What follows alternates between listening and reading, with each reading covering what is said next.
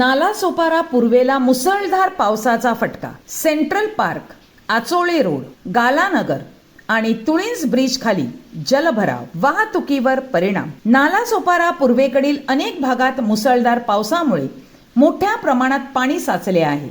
Central park, Achole road, गालानगर आणि Tulinj bridge खाली रस्त्यांवर जलभराव झाल्याने नागरिक आणि वाहन चालकांना मोठ्या अडचणींचा सामना करावा लागत आहे. पाणी साचल्यामुळे या परिसरातील वाहतुकीवरही परिणाम झाला असून काही ठिकाणी वाहनांचा वेग मंदावला आहे. दुपारी 1 वाजताच्या सुमारास नालासोपारा पूर्व परिसरात पावसाचा जोर वाढला आणि त्यानंतर अनेक ठिकाणी रस्त्यांवर पाणी साचल्याचे चित्र पाहायला मिळाले.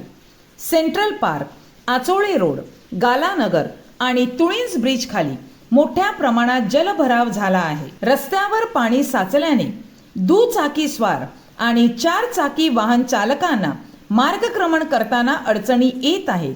अनेक ठिकाणी वाहनांची वाहतूकही संथ झाली आहे. पावसाचा जोर कायम राहिल्यास जलभरावाची परिस्थिती आणखी गंभीर होण्याची शक्यता आहे.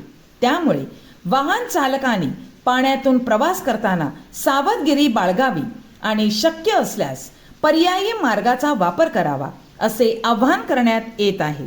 दरवर्षी पावसाळ्यात नालासोपारा पूर्वेतील अनेक भागात जलभरावाची समस्या निर्माण होते. त्यामुळे या समस्येवर कायमस्वरूपी उपाययोजना कधी होणार असा सवाल नागरिकांकडून उपस्थित केला जात आहे.